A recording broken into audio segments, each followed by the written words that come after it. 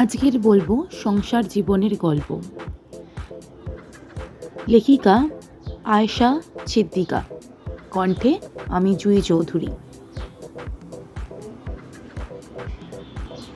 আমি জানি আড়ি পাতা ভালো না, তবুও বৌমার ঘরে আমি আজ আড়ি পেতে শোনার চেষ্টা করছি সে আমার ছেলে মিজানকে কি কান পোড়া দেয়। আমার একমাত্র ছেলে মিজান।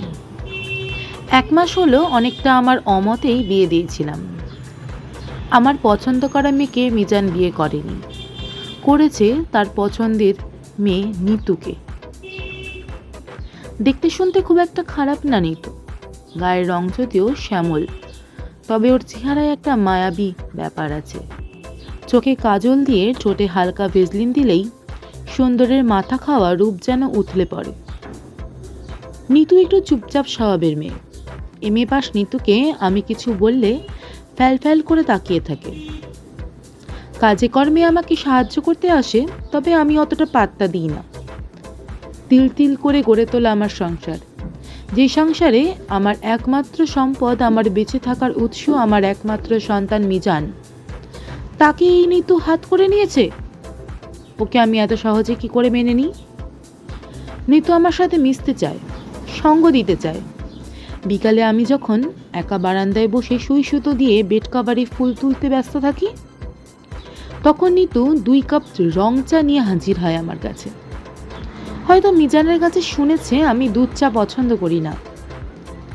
চা নিয়ে নিতু যখন আমার কাছে গল্প করতে আসে, নিজেকে আর সামলাতে পারি না। তখন নানা অজুহাতে চিনি হয়নি, পানি ঠিক মতো ফোটেনি, একটু আদা চা করে দাও, একটু লেবুর রস দিয়ে আনো, এসব বলে ওকে দূরে সরিয়ে রাখি। আমার বারবার কেবলই মনে হয় এই মেয়ে নিশ্চয়ই জাদুটোনা করে আমার একমাত্র ছেলেকে হাত করেছে। নয়তো স্বামী মারা যাওয়ার পরে যে সন্তানকে বুকে পিঠে করে এত কষ্ট সহ্য করে মানুষ করলাম, যে সন্তান কোনোদিন আমার মুখের উপর একটা কথাও বলেনি, সেই সন্তান কেমন করে আমার বান্ধবীর মেয়ে শান্তাকে বিয়ে করতে অস্বীকার করলো? শান্তা দেখতে নিতুর চেয়ে অনেক ফর্সা আর শিক্ষিতা। ধনী বাবার একমাত্র সন্তান শান্তা। আমার মিজানটা যখন ভালো চাকরি পেল, তখন আমার বান্ধবী ও তার স্বামী নিজে থেকেই মিজানের সাথে শান্তার বিয়ের প্রস্তাব দিয়েছিল। আমি সেদিন ভীষণ খুশি হয়েছিলাম। সারা জীবন তো নানান অর্থকষ্ট সহ্য করেছি, লোকের অবহেলা সহ্য করেছি, ভালো কোনো অনুষ্ঠানেও অংশগ্রহণ করিনি। আজ মিজান যখন ভালো চাকরি পেল, তখন চৌধুরী বংশের মেয়ে শান্তাকে ঘরে তুলে আমার ছোট্ট সুখের সংসারকে আভিজাত্যে ভরিয়ে দিতে চেয়েছিলাম। আমি আমার সন্তানকে চিনি, সে আমার কথার অবাধ্য হবে না, এই বিশ্বাস নিয়েই ওদের কথা দিয়েছিলাম শান্তাকেই মিজানের বউ করে ঘরে তুলব। কিন্তু মিজান সেদিন প্রথমবারের মতন আমার বিশ্বাস ভেঙেছে। আমার পছন্দ করা মেয়ে শান্তাকে সে বিয়ে করতে কিছুতেই রাজি হয়নি। ছেলেকে নিয়ে আমার এত দিনের সমস্ত অহংকার সেদিন এক নিমিষেই শেষ হয়ে গেছে। আমি আমার বান্ধবী ও তার স্বামীর কাছে করজোড় করে ক্ষমা চেয়েছি। মনে মনে ভীষণ ছোট হয়ে গিয়েছি। নিতু মেয়েটা নিশ্চয়ই আমাকে নিয়ে নানান কথা শুনিয়ে শুনিয়ে ছেলের কান ভারী করছে। 2 দিন ধরে লক্ষ্য করছি, ছেলে অফিস থেকে এসেই সোজা তার ঘরে চলে যায়। আগে তো আমার ছেলে এমন করতো না, অফিস থেকে এসেই সোজা আমার খোঁজ করত। আমাকে জানতেই হবে মিজানকে নিতু আমার সম্পর্কে কি বলে তার কান মন বিষিয়ে তুলেছে। ঘরের ভেতরে কি কথা হচ্ছে তা আমাকে জানতেই হবে। আর এই কারণেই আমি আড়ি পেতে শোনার চেষ্টা করছি। না, তেমন কিছুই ঠিক বোঝা যাচ্ছে না, শোনাও যাচ্ছে না। তবে পর্দার আড়াল থেকে দেখলাম মিজান একটা শাড়ির প্যাকেট আর একটা গয়নার বাক্স এনে নিতুর হাতে দিল। নিতু শাড়ির প্যাকেটটা খুলে দেখলো, গয়নার বাক্সটাও খুলে দেখলো। মুচকি হাসি দেখেই বোঝা যাচ্ছে নিতুর গহনা ও শাড়ি দুটোই খুব পছন্দ হয়েছে। এরপর মিজান আলতো করে নিতুকে বুকে জড়িয়ে ধরল। ওদের এই আদিক্ষেতার আহ্লাদ দেখে আমার সমস্ত শরীর রাগে ঝিমঝিম করতে লাগলো। আমি দরজার পাশ থেকে সরে ওয়াশরুমে চলে গেলাম। খেয়াল করলাম রাগে, দুঃখে, বিরক্তিতে আমার চোখ বেয়ে পানি ঝরছে। কলের ঠান্ডা পানির ঝাপটা চোখে মুখে দিয়ে আমার ঘরে এসে বাতি নিভিয়ে শুয়ে পড়লাম। এই ঘটনার মিনিট 15 পরে মিজান এলো। আমার পাশে বসে মাথায় হাত দিয়ে আলতো করে আঙুল বুলিয়ে ডাকছে, মা, মা, ওঠো, খাবে না? এই অবেলায় শুয়ে আছো যে? শরীর খারাপ করেনি তো? আমি মিজানের ডাকে কোনো পাত্তা দিলাম না, চুপ করে আছি। মিজান আমার কপালে হাত দিয়ে দেখলো জ্বর আছে কিনা। না, জ্বর নেই।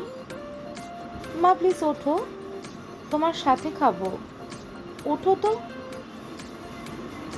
মিজান এক প্রকার জোর করে আমাকে শোয়া থেকে তুলল। আমি ভীষণ বিরক্ত হয়ে গেলাম। বললাম, খোকা তুই এত জ্বালাচ্ছিস কেন বলতো? আমি খাবো না, যা তুই তোর বউয়ের সাথে খেয়ে নে, বিরক্ত করিস না তো। মিজান আমার কথাটা না শোনার ভান করে আমার মুখে হাত দিয়ে কথা বন্ধ করে দিল। বলল, এত অভিমান কেন আমার মায়ের? আমি ওর কথার কোনো উত্তর খুঁজে পেলাম না। সত্যি তো, আমার কিসের অভিমান? স্বামী তার স্ত্রীকে ভালোবাসবে, এটাই তো হওয়া উচিত। আমার তো জীবনের একটাই চাওয়া ছিল, তাহলে আমার মিজান যেন সুখী হয়। সেই মিজান যখন নিতুকে পেয়ে সুখী, তখন আমি কেন মন ভার করে আছি? নিজের কাছে নিজেকেই খুব ছোট মনে হতে লাগলো। নিজের ভুল আমি বুঝতে পারলাম, তবু অজানা এক আড়ষ্টতা যেন আমাকে ঘিরে ধরেছে। আমি কিছুই বলতে পারলাম না, চুপ করে রইলাম। মিজান আমার হাত ধরে ডাইনিংয়ে নিয়ে এলো। নিতু টেবিলের খাবার গোছাচ্ছে। খেয়াল করলাম খাবার টেবিলে শোভা পাচ্ছে ফখরুদ্দিনের কাচ্চি বিরিয়ানি, বোরহানি আর নিতুর স্পেশাল হাত মাখানো স্যালাড। মেয়েটা স্যালাড খুব ভালো বানায়। পেঁয়াজ, মরিচ, ধনেপাতা কুচিয়ে যখন একটু লবণ আর সর্ষের তেল দিয়ে কচলিয়ে মেখে নেয়, তখন সব মশলার একটা চমৎকার সুগন্ধ এসে নাকে লাগে। এরপর সূক্ষ্মভাবে কাটা টমেটো, শসা আর গাজর কুচি দিয়ে দ্বিতীয় দফা মেখে হালকা লেবুর রসের স্যালাডটা আমার অসম্ভব ভালো লাগে। আমার নিজের হাতে করলেও এই স্যালাডটা অতটা ভালো হয় না। খেয়াল করলাম টেবিলের এক কোণে একটা কেকও রাখা আছে। আমি মনে মনে ভাবি, ও এই অবস্থা, নিশ্চয়ই আজ নিতুর কোনো স্পেশাল দিন, আর এই জন্যই এত আয়োজন। নিতু মোমবাতি আর ছুরি নিয়ে কেক হাতে আমার দিকে এগিয়ে এলো।